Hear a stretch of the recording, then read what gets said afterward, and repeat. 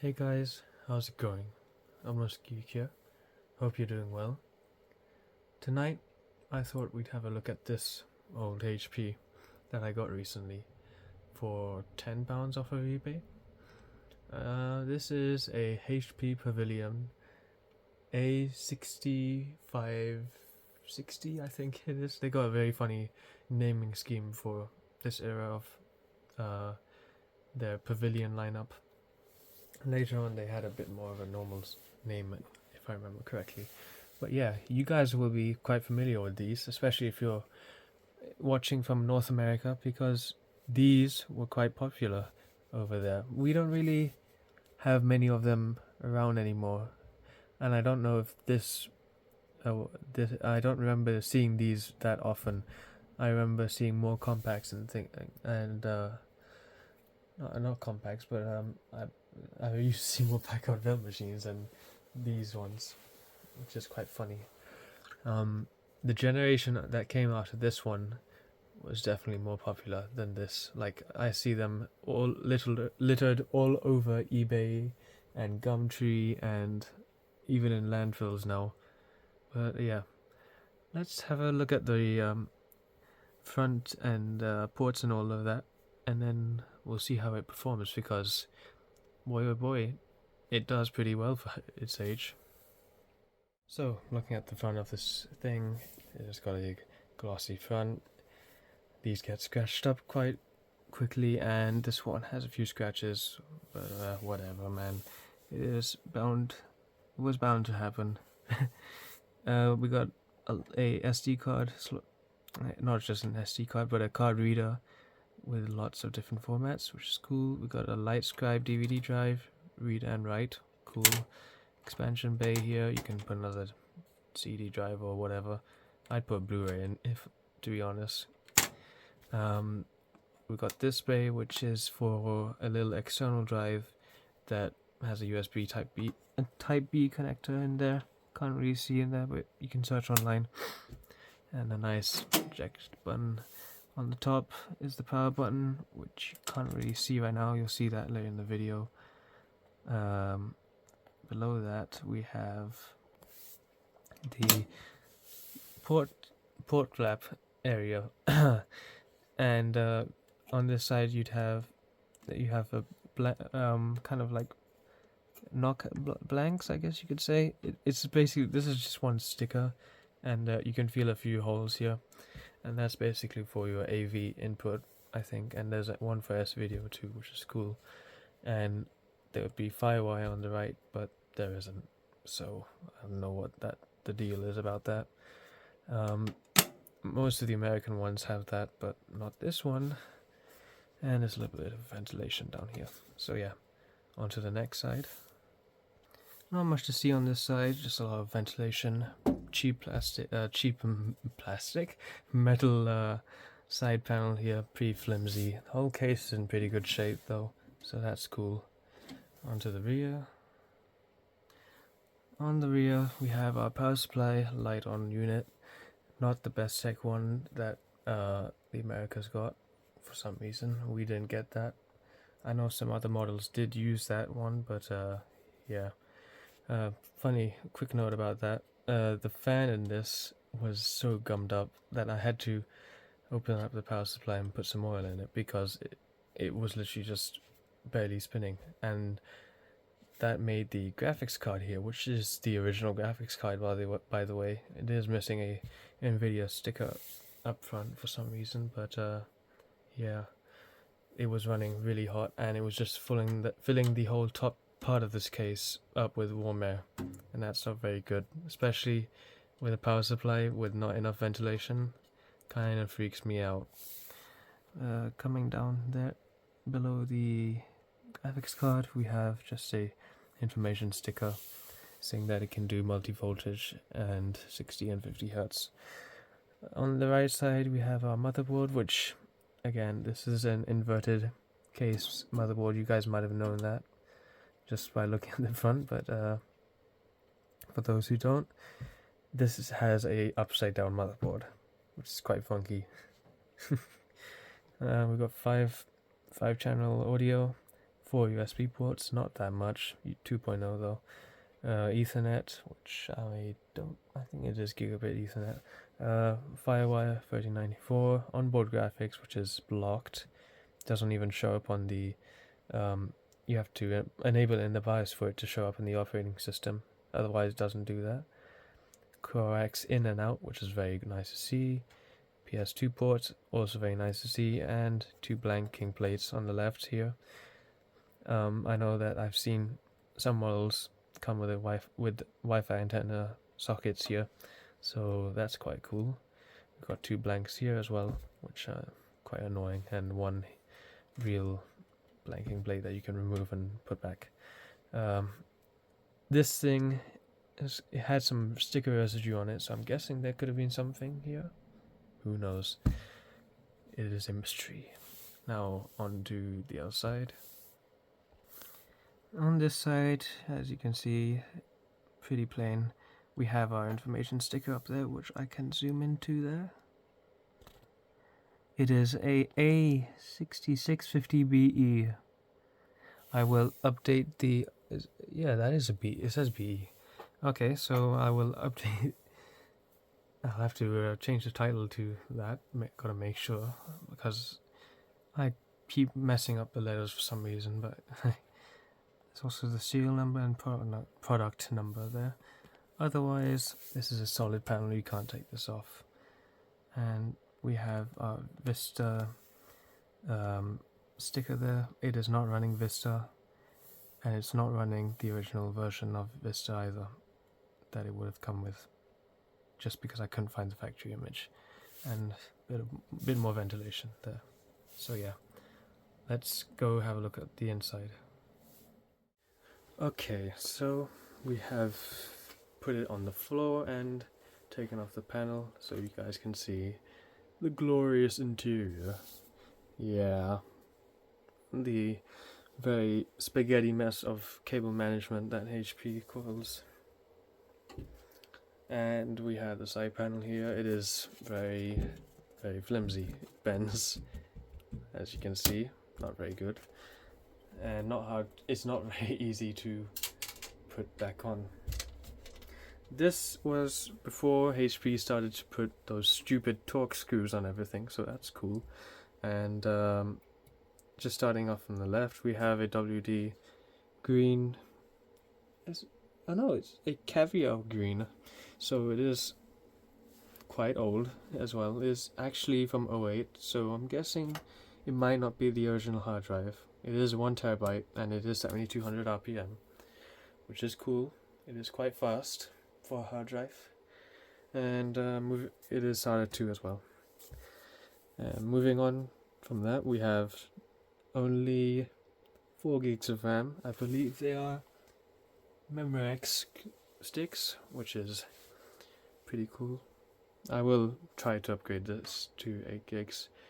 If I have some spare RAM, I might steal something from this from another machine to put into this, as it does have quite a lot of upgradability. And on this motherboard, I think it's an Asus motherboard, just from the color and everything, but I might be wrong. We've got a floppy disk connector here. I think, yeah, there is a floppy disk connector. Strange. I've never seen one with that, but yeah. Moving on, we have our CPU cooler, which is quite noisy, and underneath it we have a Q8300 CPU, a 2.5 gigahertz Core 2 quad from, I think it was 07. I'll have to check that again, but it's got a front side bus of 1333 megahertz, which is alright. 95 watt TDP. All of this in this machine, it runs perfectly cool. Like, got no worries about any cooling with this. And we have our 92mm fan on the right, and that's about it. We have a chipset here. also runs pretty cool. I've got a lot of machines that have very hot running chipsets for some reason. Could be maybe just because they are not using the integrated graphics or something, but yeah. Above that, It's gonna be kind of hard to see. I'm gonna have to move the PC upwards so you can see that. We have a HP OEM GeForce, so I'm thinking it's called GeForce, but it is NVIDIA 9600 GS, and this card, whoa man, this is a proper card. 768 megs of RAM, DDR2 RAM by the way, proper speed, and it runs hot, properly hot. It's got an abysmal little fan here that's trying to act like a blower or a centrifugal fan, and all it does is literally just blow air downwards and back up again. It's supposed to blow air and go that way, so it will go up, which I mean it kind of does when you put it on full crank, but otherwise, yeah, that's a really bad cooling solution. But yeah, it's quite annoying. It has extra cable here, which if I put the machine down again, I can try to explain what that is. Basically, if we move the camera there, what that is, it says on the motherboard SPDIF out 2, and what that means is the motherboard can control the graphic card's audio, and that is a really cool feature. Like, why don't we have this more often? Like, I can control the EQ of the audio coming out of this thing through HDMI, and it will just be perfect. Like, I can just control it through Realtek control panel, and yeah, why can't we have this, man? Like, why have we gone backwards? Gosh, there's some things I don't understand about the PC world. But yeah, above that, you might have seen already, there are 2x1 slots, which are very useful for putting USB 3 cards or Wi-Fi cards, or even I think you can put NVMe like expansion cards in there, so that's quite cool. Like I said, this PC does have a lot of potential for upgrades. Up there we have the South Bridge, and we have a, I'm just moving the camera around here. We have a PCI slot, and I believe that, I'm not sure what those black connectors are. We have SATA connectors down here. There's 6 of them. SATA 2, as I mentioned already. No bad caps in this machine, which is epic, although I was kind of scared to buy this when I realized how old it is, as I thought this thing was in that area of the bad cap plague, but I'm very luckily, and thank God, it does not have any of that to worry about. But yeah, there you go. And that's the light on power supply that I mentioned earlier. And that pretty much concludes it for the interior. I'm not sure if I change the CPU in this thing. I think I have a Q. Actually, yeah, this was wrong. This has a Q9300, not an 8300. I have a Q8200 in my cupboard up there. But yeah, you can, as I've been trying to say, you can upgrade a lot of this. You can put an SSD in this thing, which I will do at some point. It really could do with it. And I will put more RAM in it, I will max it out, and I might change the graphics card. We'll see about that, but I do like that feature a lot. So yeah, might just keep it as is. Right, enough blabbering. Let's reassemble it and see how it does. Okay, so you're gonna have to excuse me for the noise. It is kind of warm in here. I've got everything hooked up. Our trusty AOC monitor is back in action again. PC is off to the left side. So let us turn on the button. Very nice and soft. And go back to the monitor and have a look at the BIOS. You can skip forward. I have put timestamps in the description, so you guys don't have to skip all this so-called boring stuff. So, looking at the BIOS, we can see it's just a regular American Megatrends one, like my HP Pro again. And I keep mentioning it because the next video is going to be that long-awaited upgrade video where we're going to try and max that thing out. And as we can see all the memory here, PC2 6400, and it shows the BIOS revision. It is not the current one. There is a one from 2010 that I haven't updated to yet, and I don't think I really need to, but we'll see about that. And it does have the model number and all that, which is perfect. It's showing our hard drive here, the DVD-ROM, and all the other SATA ports. That's the CPU, as I mentioned before, and it is quite a good CPU, I must say. I'm pretty happy with it. That's for our graphics. The onboard graphics does not even show, and actually I should change that to that. And it just doesn't even show in the operating system. So yeah, PS2 mouse, all this stuff is pretty normal. I have put on AHCI. When I got the machine, it had a Windows installation that was running on RAID. I don't know how it was doing that, and it doesn't really make sense to me, but somehow it was just running on RAID, and it was insanely slow. Like, my goodness, it was as slow as that Dell that I just made a video on. Actually, it could have been worse.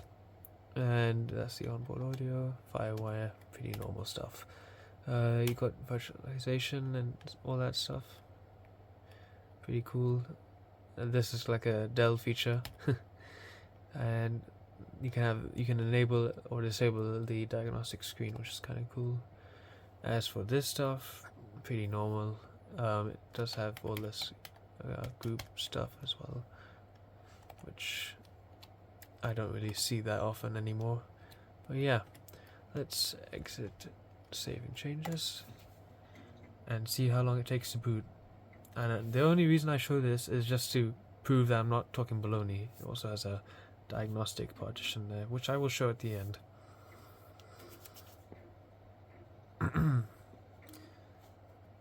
I do like how this machine has its hard drive light up in the corner there, and it is quite neat. I can show you there. Pretty cool. Like a little projector or something. When I just started the machine up earlier, just to finalize some things to make sure it's okay, and it did boot up quicker than this, but I don't know. And there we have it. Windows 7 Ultimate. We do not have Vista on this thing, and I frankly don't know why. I'm not I really should have one of these machines with Vista on it, because I literally have 4 machines that run 7 now. But yeah, let's start off with all the normal stuff, and then we'll go on to games. I think that's the best way to approach this. So again, you can skip forward if this doesn't really interest you at all. I will open up hardware info as usual. Nope. And yeah, I'm quite happy with how this thing is performing. Do not show me the beta versions, my goodness. Yeah, as you can see, it's got a Pegatron motherboard, and it's got a G33 chipset, which is pretty cool. Explains the optical audio. I had a G34, I think it was a G35 motherboard a while back for my first PC, and that was pretty good as well. It had HDMI as well, which is nice.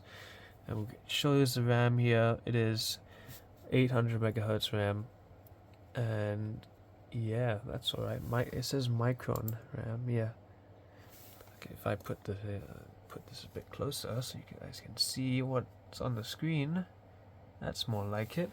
Yeah, you can see here it says Micron, and we're not getting that weird moire effect like last time, so that's cool. Again, it's a Yorkfield CPU, It doesn't have any turbo boost capability, so oh well, and it's on the 45nm process. That's the more details about the graphics card.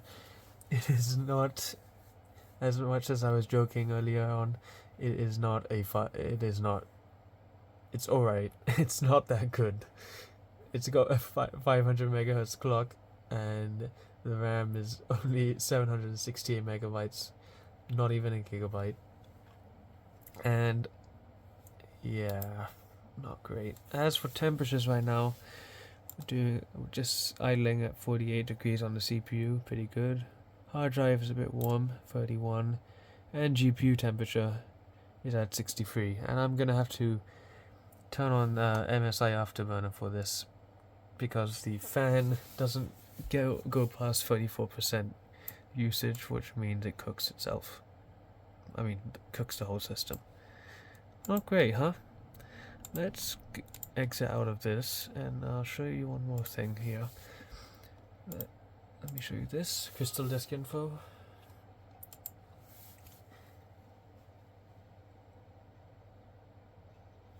Takes a bit of a while as usual. There you go. So, as I mentioned before, this thing has a pretty old hard drive, and I just want you to look at that. The power on hours there, 13,550 hours. That's only 2 years worth of usage. Not bad at all. The power on count has gone higher since I've gotten it. I mean, it was at 794, 792-ish, I think.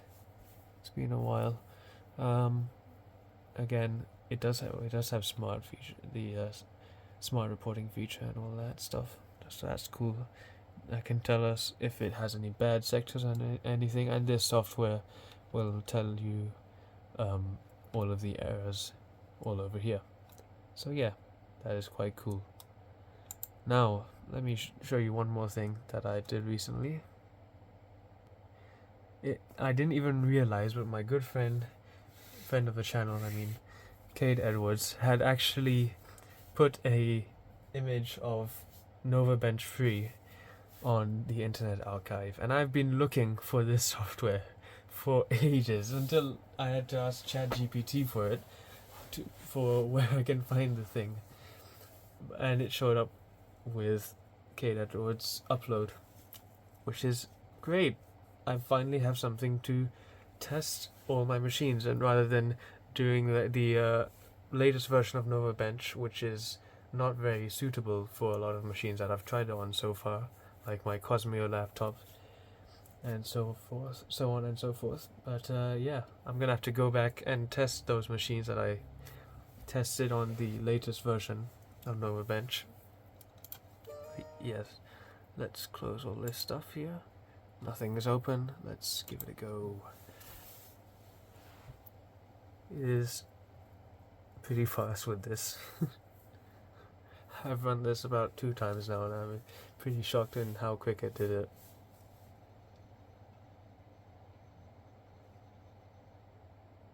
Can you hear that hard drive ticking away there?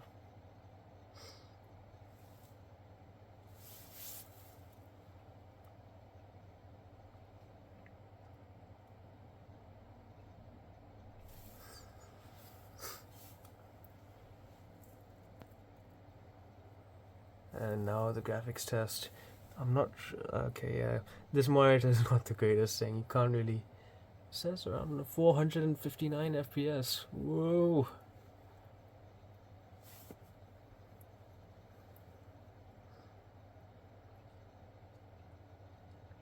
And there we go. It's all done.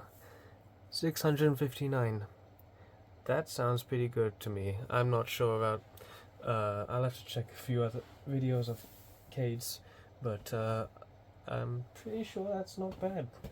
And the Windows Experience thing here also shows it as 5.9, which is, again, not bad for an old machine like this. This was not a top of the line machine back in its day. I think it was more of a mid-range thing. But yeah. So let's close that. Let us not do that. Actually, yeah.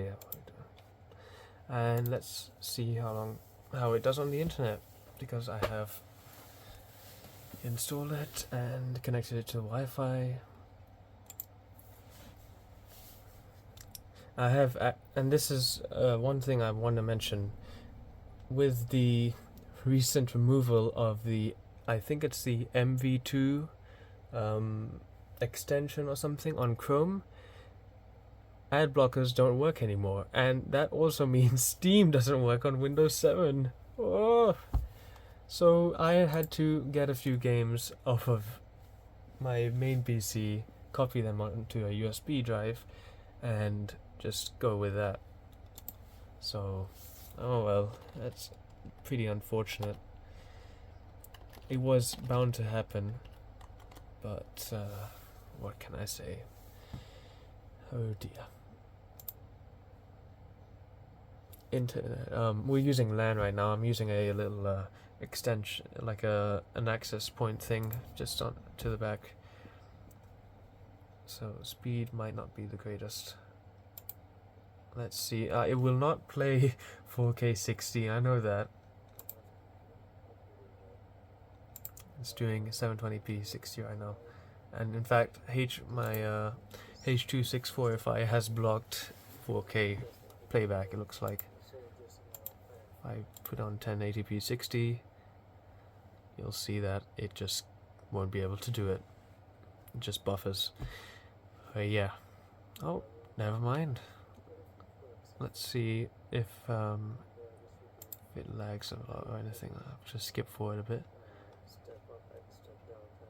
Yeah, see, this thing does struggle, and the graphics card does get quite warm at this point. Yeah. Oh, great. Oh, yeah. I think I've covered all the normal stuff to show. Yeah. So let's try some games. Woo! First off, everyone's school favorite that I always play on. The game that everybody plays when they are bored in IT class.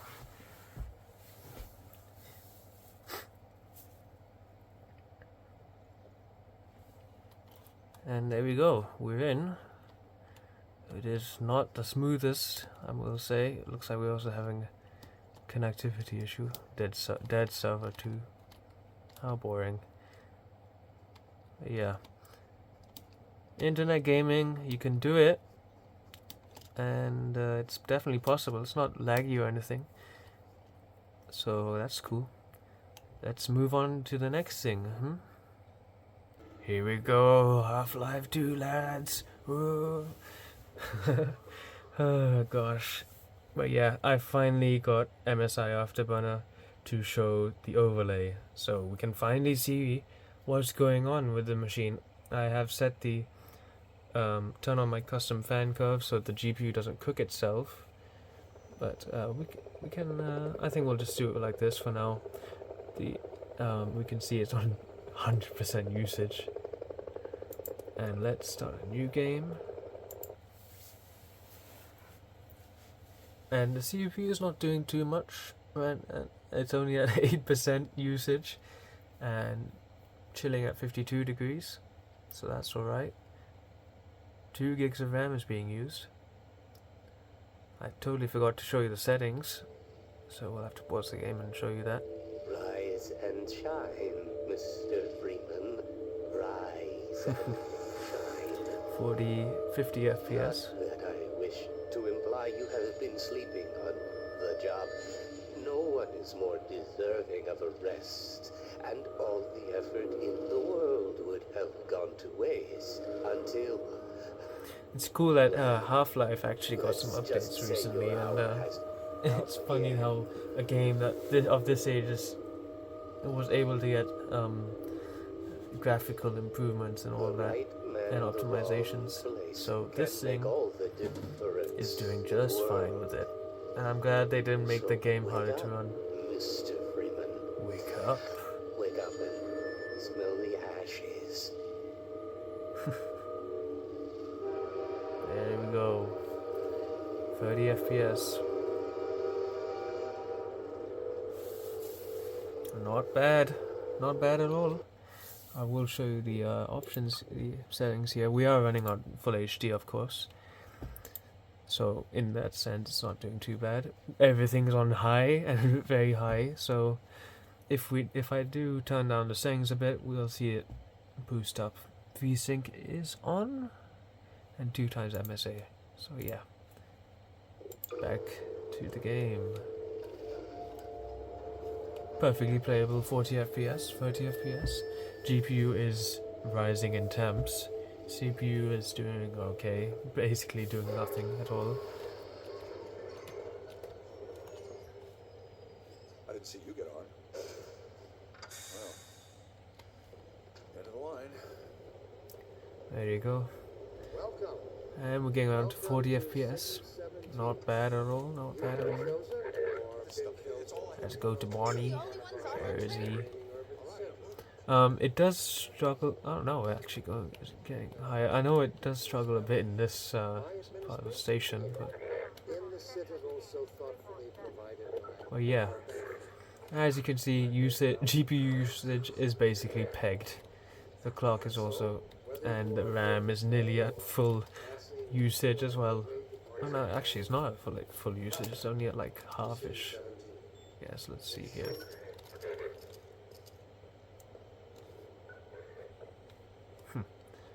Hello.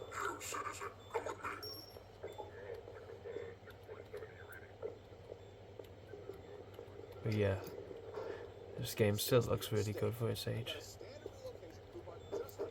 2 gigs of RAM being used. Again, not bad at all.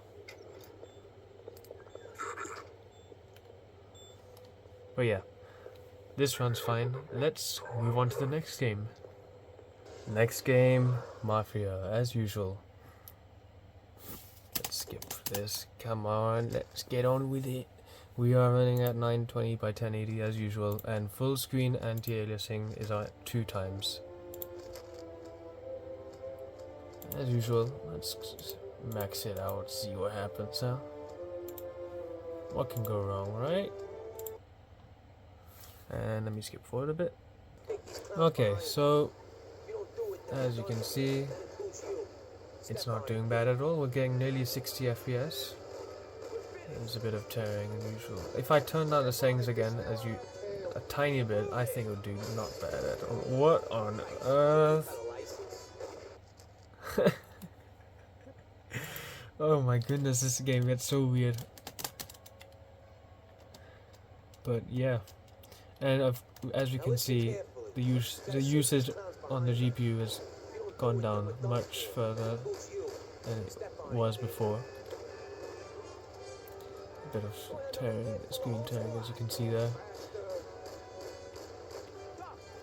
But yeah, perfectly playable. Temps are pretty good as well, surprisingly. But yeah, I think that's enough of that. Let's try the next game. Good old ETS, the original one. I don't remember trying this game on other machines for some reason. But yeah, we got DirectX installed and everything, so why don't we give it a try? Turn up the hertz and stuff. Anti-aliasing doesn't. That's strange. Everything's on high. Perfect, just how we like it. Oh, looks like I have to. The game just has to restart or something, huh? Oh, great. Let me skip to that. Jeez. So, just in the delay, we're getting 157 FPS. God, this is funny. Let's go with the Swift. There we go. My goodness. There we go. Yeah. Is that... that can't be right. 160 FPS? What on earth? Well, yeah, it looks like we don't have any issues. So that's cool. It is fluctuating a lot though. And this time CPU is also doing a bit more work. Excuse me. Gosh. RAM is also not being used much. Very strange. Didn't think. I thought this game was a bit more demanding. I guess not. Bonk. Lol. Yep. On to the next game. Up next, Race Driver Grid. I have shown this game before on another machine, so let's see how this one does it. Skip that, skip that.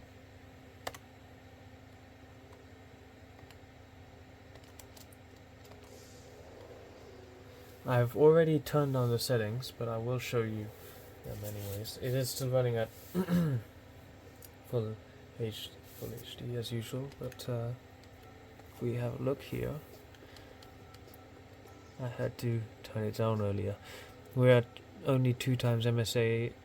This game has some other levels of some sort. It's also got this, which I'm not familiar with. So I'm just gonna use 2 times MSA. Regular aspect ratio. If we go to the advanced, you can see it's all mostly medium and low. But yeah, let's see how it does. Here we go. Doesn't look as good as on high, that's for sure. I'm getting around rough 28 FPS, 30 FPS roughly. You can see what they're stuttering on the frame time graph as well. Hard to raise and look at that graph. GPU usage is pegged like usual, and the CPU usage is around 50 to 40%, which is pretty normal. A lot of AI action going on in this game, so it does make sense. Oh, yeah, I'm not as good as. Oh, this is going horribly wrong. Whoops. Yeah, I'm not that good at this game as I used to be. So let's go to the next game, and I think that we'll call it a day after that. Of course, how could I forget about GTA San Andreas? I know I haven't been showing it recently, but you know, I totally forgot, to be honest. So let's just go in here and fix all the settings. Try and make it a bit more bearable.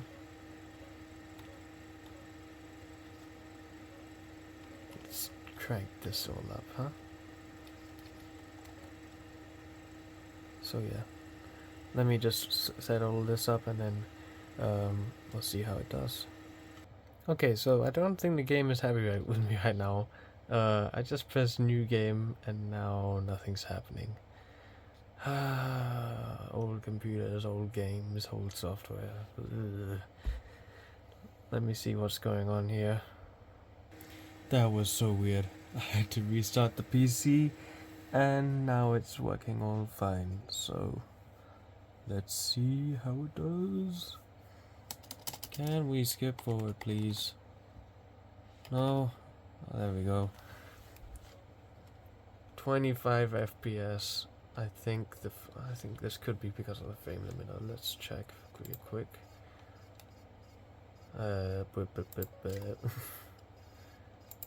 Yeah, let me turn that off. Whoa. Holy. Oh my goodness. Whoa. Why is the mouse inverted as usual? Okay then. Wow. This is pretty good. GPU is not doing too bad. CPU is also doing some work like usual, as I expected.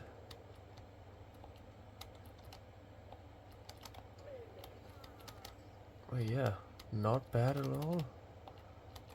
Come on, come on, CJ. Oh yeah. So, I guess that proves my point on this thing having some excuse the language, but it definitely proves the point that this thing has some capability to it. So yeah, let me show you that diagnostic thing and then we'll wrap up the video finally. Gosh. Okay, so pressing F9 will get you into the Diagnostics, which is powered by PC Doctor apparently, and it does all this just fine. To be honest, I've tested it all as well. Hard drive will pass as well. Memory did fine, and that's about it. It's got nothing else. Yeah, there you go. All good. There is one thing I will try here, but I don't think it will do much. Let's see. Does F11 do anything? Yeah, it doesn't do anything. But yeah, let me put all this stuff away and then we'll wrap up the video. So, we've reached the end of the video. Everything's wrapped up away. And I want to know what you guys think of this machine. Because I think it's got a lot of potential, and appearance wise it's in really good shape, but it performs really well for what it is. It is not a gaming computer at all. It was literally just your bog standard family spec computer, and just from what we've seen, it is doing pretty good, and I'm really quite surprised from the performance of that little graphics card. It is, again, a pretty bog standard graphics card. It is not a gamer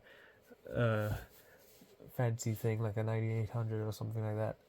It is just so basic, yet it works just fine. Wow.